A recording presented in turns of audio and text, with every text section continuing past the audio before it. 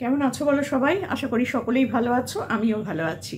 তো আজকে একটা সুন্দর ভিডিও দেখেছি, এতদিন বাদে একটা সুন্দর ভিডিও দেখলাম। এইভাবে যদি বাচ্চার সাথে লেগে থাকা যায় না, বাচ্চারা ঠিক সুন্দর একটা মানে পরিবেশও পাবে, তার সাথে সাথে কিছু শিখবে। আর কি বলবো, এইরকম ভিডিও হলে পরে প্রত্যেকেরই ভালো লাগবে। সরি, প্রত্যেকেরই দেখতেও ভালো লাগবে। কার কথা বলছি, কাদের ভিডিও নিয়ে বলছি অবশ্যই বলবো তোমাদের কাছে। তার আগে বলে নিই যে বেঙ্গলি ব্লগ বাই সোমাতে তোমাদের সকলকে অনেক অনেক ভালোবাসা জানিয়ে ভিডিওটা শুরু করছি। তো এই ভিডিওটা কাকে নিয়ে করছি, ফার্স্ট ভিডিওটা দেখেছি কার ভিডিও থেকে, কার চ্যানেল থেকে দেখেছি সেটা তো বলতেই হবে। দেখেছি হচ্ছে লিসানের ভিডিও। এত ভালো লেগেছে ভিডিওটা। লিসান কন্টিনিউ চেষ্টা করেছে সোনামাকে পড়তে বসানোর, কিন্তু Sonama no no no no no no. তো সোনামার সাথে সাথে মারিয়াম, এত সুন্দর একটা ছোট্ট বাচ্চা, কিউট, দুজনেরই একই বয়স, কিন্তু সোনামার মানে থেকে এই মারিয়াম কিন্তু প্রচুর প্রচুর পড়াশোনা জানে। এই একই বয়সের মেয়ে, দুজনে একই সাথে পড়তে বসেছে, সেখানে সোনামার কিন্তু পড়ার দিকে মন নেই, কিন্তু মারিয়াম কন্টিনিউয়াসলি পড়েছে। ABCD বলেছে, 1 2 বলছে, অ ক খ বলছে, কবিতা বলেছে, সমস্ত কিছু বলেছে। কিন্তু সোনামা নাথিং, কিচ্ছু না। সোনামা কামরাঙা খাচ্ছে, বই নিয়ে বসে আছে, স্লেটের মধ্যে এরম এরম এরম দাগ কাটছে। তার কারণটা কি? তার কারণটা হচ্ছে রোহন সোনামাকে পড়তেই বসায় না, সোনামাকে পড়ার জন্য কোনো রকম চাপও দেয় না। চাপ তো দেওয়ার প্রশ্নই নেই। মরিয়াম যেভাবে শিখেছে সেভাবে সোনামা কিছুই শেখেনি। এটা কিন্তু রাগ করার কোনো ব্যাপার নয়, পার্থক্যটা দেখতে হবে, কারণ দুজনেই কিন্তু একই বয়সের বাচ্চা। যেটা লিসান বলছে যে দুজনে কিন্তু একই বয়স। তো সোনামাকে এই যে সারাদিনের জন্য লিসানের বাড়িতে রেখে গেছে, এটা কিন্তু একদিকে ভালো করেছে। সোনামা এই বাবারে দাঁড়া হয় সোনামাকে যে লিসানের বাড়িতে রেখে গেছে রোহন, এটা কিন্তু একদিকে ভালো করেছে। কারণ বাড়িতে থাকলে কোথায় কি করবে না করবে তার ঠিক ঠিকানা নাই। লিসানের বাড়িতে মারিয়ামের মতন একটা সুন্দর বাচ্চা আছে, খুব সুন্দরভাবে মারিয়াম এই লিসান ওকে কিন্তু সারাদিনের জন্য রেখে দিয়েছে। যেটুকুনি আমরা ভিডিওতে দেখেছি সেইটুকুনি কিন্তু সত্যিই খুব ভালো লেগেছে। লিসানের এই চেষ্টাটা আমার খুব ভালো লেগেছে। দুজনকে একসাথে পড়তে বসিয়েছে, বই খাতা দিয়েছে, স্লেট দিয়েছে, সব কিছু দিয়েছে, কিন্তু সেখানে মারিয়াম কি সুন্দর করে সব পড়াগুলো বলছে। ও কিন্তু সবটাই মুখস্থ, সব অত সুন্দর করে কবিতাগুলো বলছে। সেখানে আমাদের সোনামা কিচ্ছু জানে না, কিচ্ছু জানে না। কারণ বাচ্চাটার তো দোষ নয়, বাচ্চাটার কোনো দোষ নয়। এই যে মারিয়াম, ওকে যে ওর বাবা মা বলো, বাড়ির লোকজন বলো, প্রত্যেকে যে ওকে এই পড়ার দিকে মনটা দিয়েছে, তার সাথে মারিয়ামও প্রচণ্ড মানে বুদ্ধিমতী, প্রচণ্ড পড়াশোনায় আগ্রহ মেয়েটার, এটাও থাকতে হবে, আগ্রহটাও থাকতে হবে, তাই না? এরা যে এই সময়টা ওকে এইভাবে দিয়েছে, এটাও কিন্তু অনেক বড় ব্যাপার, তাই না? এইটুকু বাচ্চা এত সুন্দর করে বলছে, সেটা কিন্তু সব বাচ্চা পারে না, সব বাচ্চা পারে না। কেউ দেরিতে পারে, কেউ আগে পারে, কিন্তু মারিয়ামের বয়সী সোনামা, দেখো তোমরা, সোনামা কিন্তু কিচ্ছু পারে না, কিচ্ছু না।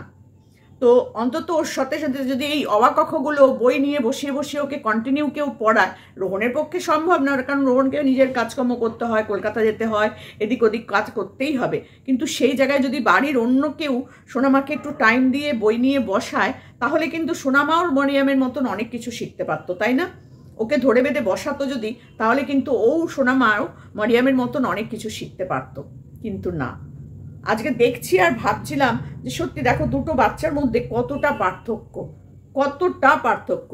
প্রথম যেদিন আমি মারিয়ামকে দেখলাম না, সেদিনই আমার মনটা কেড়ে নিয়েছিল। মারিয়াম খুব সুন্দর একটা ব্রিলিয়ান্ট স্টুডেন্ট হবে, ও খুব বড় হয়ে দেখবে প্রচুর পড়াশোনায় ও নাম করবে। কারণ এইটুকু বয়সে এত কিছু মনে রাখা সহজ কথা নয়, খুবই অল্প বয়স, কিন্তু তার মধ্যেও যে এত কিছু ও শিখেছে। আর শুধু শিখেছে না, তার বাড়ির লোককেও ধন্যবাদ দিতে হবে, তারা যে ওকে সময় দিয়েছে এর পেছনে, এটাও কিন্তু সব থেকে মানে কি বলবো, এটাকে কি বলে, মনে আসছে না, পেটে আসছে, মুখে আসছে না কথাটা। মানে এই যে ওরা যে সময়টা দিয়েছে, এই সময়টাও কিন্তু প্রচুর দামি।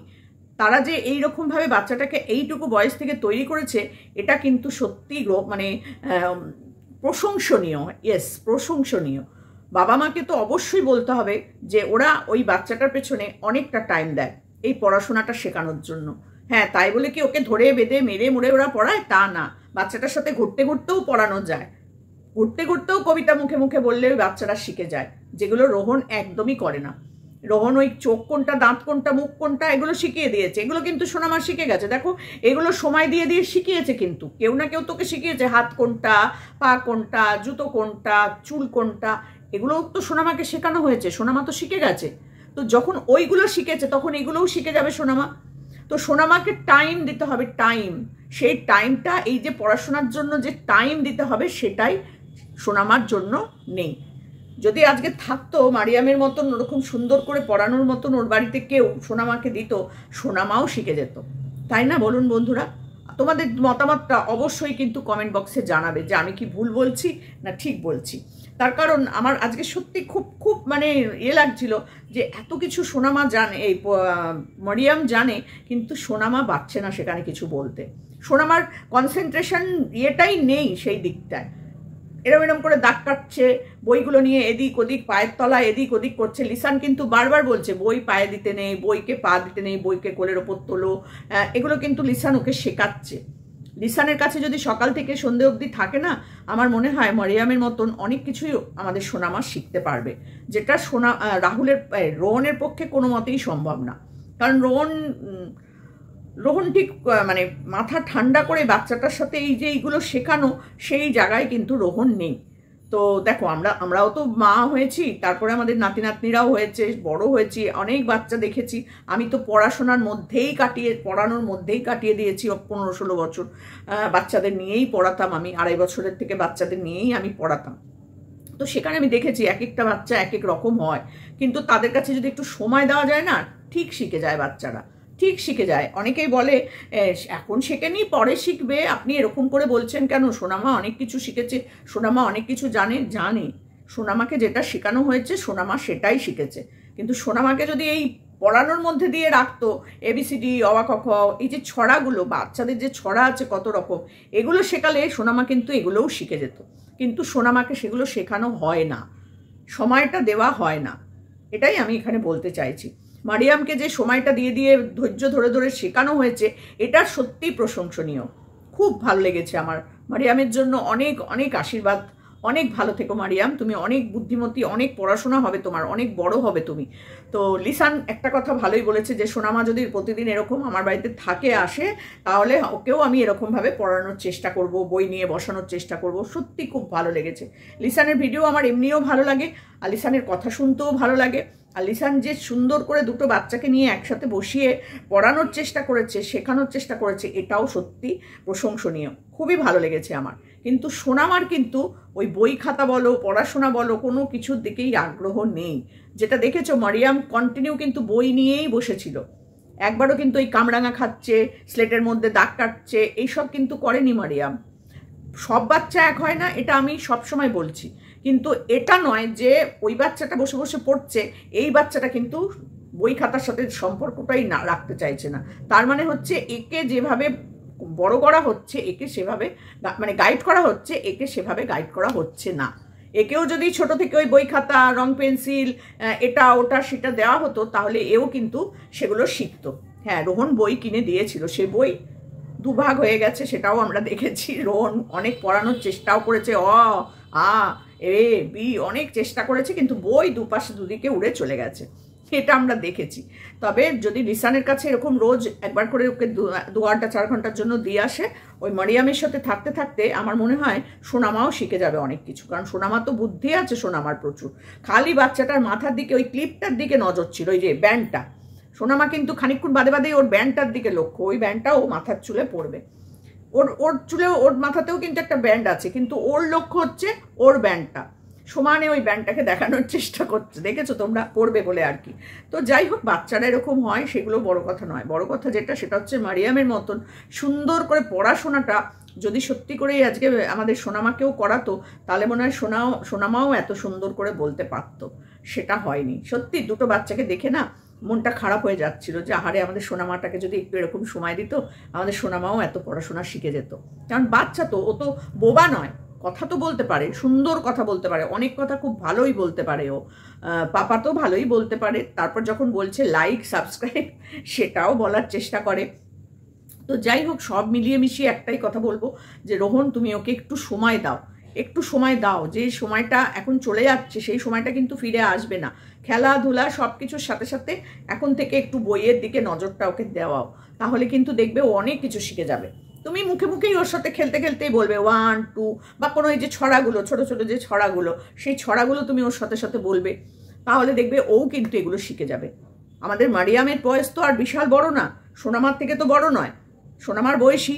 তাহলে ও যদি শিখতে পারে, আমাদের সোনামা কেন শিখতে পারবে না? মারিয়াম যদি পারে, সোনামা কেন পারবে না? অবশ্যই পারবে, অবশ্যই পারবে। তো সেই দিকে একটু ধ্যান দাও, আমি তোমাকে ভালোর জন্যই বলি। রাগ করো না, কোন দিন না আবার তুমিও শাহরুখের মতন বলে বসো যে আপনি খুব বাজে কথা বলেছেন, আপনাকে রেসপেক্ট করি কিন্তু আপনি খুব বাজে কথা বলেছেন। তো কি বাজে কথা বলেছি সেটা তো আমি ওকে বুঝিয়ে বলেইছি।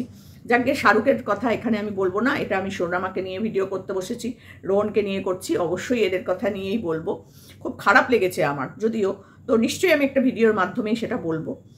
আর তারপরে হচ্ছে সেটা হচ্ছে যে এই যে সোনামাকে তুমি ওদের বাড়িতে দিয়ে এসেছো, এইরকম প্রতিদিনই প্রায় 1 ঘন্টা 2 ঘন্টার জন্য ওকে ওই বাড়িতে দিয়ে আসবে। তাহলে দেখবে লিসান আর এই মারিয়ামের সাথে বসে বসে আমার মনে হয় সোনামাও একটু একটু করে বইয়ের দিকে লক্ষ্য দেবে। কিছু বই কিনে, ছড়ার বই বলো, ABCDর বই বলো, রঙের বই বলো, এগুলো কিনে স্লেট পেন্সিল দিয়ে তুমি লিসানের কাছে দিয়ে আসবে। যখন লিসানের কোনো কাজকর্ম থাকবে না, যখন মারিয়াম থাকবে বাচ্চাটার সাথে খেলবে, তার সাথে সাথে কিন্তু একটু একটু করে পড়াটাও শিখবে। আমার খুব ভালো লেগেছে আজকের ভিডিওটা, সত্যিই কিন্তু একটা ভালো ভিডিও। লিসানের ভিডিও আমার এমনিই ভালো লাগে। তো লিসান যে এই যে চেষ্টাটা করেছে সোনামাকে বই খাতা নিয়ে বসানোর, সোনামাকে একটু পড়ানোর, মারিয়ামের সাথে সাথে সোনামা দেখে দেখে যাতে পড়ে, সেই যে চেষ্টাটা করেছে, এটা খুব ভালো লেগেছে, ভীষণ ভালো লেগেছে। লিসান, তুমি এইভাবে একটু সোনামাকে চেষ্টা করো, কারণ রোহনের পক্ষে সত্যি করেই এগুলো হয় না খুব একটা। তো সেখান থেকে দাঁড়িয়ে তুমি একটু চেষ্টা করো, কারণ তোমরা তো পাশাপাশি বাড়িতেই থাকো।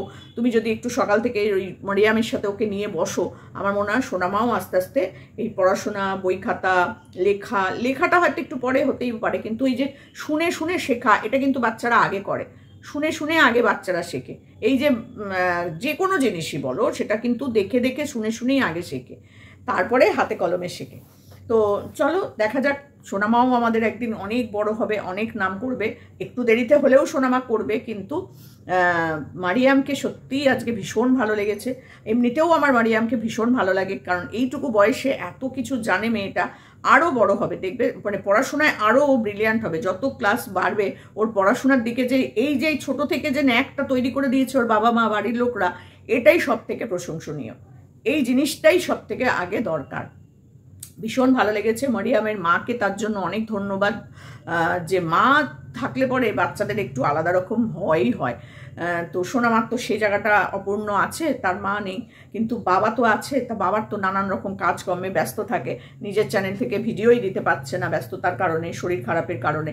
তো সেখানে লিসান একটুখানি দায়িত্ব নিয়ে যে তুমি করছো, করার চেষ্টা করবো বলেছো, এটাই অনেক। এটার জন্য তোমাকে অনেক অনেক ধন্যবাদ। আজকে সত্যিই ভালো লেগেছে, খুব ভালো লেগেছে ভিডিওটা। সোনামাকে তুমি একটু ট্রাই করো, বসে বসে একটুখানি মানে সময় দাও, সোনামাও শিখে যাবে। সোনামার কিন্তু বুদ্ধি আছে, মানে চালাক, বোকা না। সেখানে দাঁড়িয়ে তুমিও যদি ওইরকমভাবে ওকে কবিতা শেখাও, একটু পড়াগুলো শেখাও, আমি মনে করবো যে খুব ভালো কাজ করবে তুমি। এইটুকুনি বললাম, কারণ রোহনের বাড়িতে আমার মনে হয় না ওই বাচ্চাটাকে দেখার মতন সেরম কেউ আছে। মা বাবা হয়তো একটু বয়স্ক হয়ে গেছে, মানে পারে না বাচ্চাটাকে রাখতে সেই হিসাবে, বা দিদিদের বিয়ে হয়ে গেছে, রোহন বাড়িতে একা। তো সেখানে তোমাকে তো একটু বাচ্চাটাকে রাখতে হবে।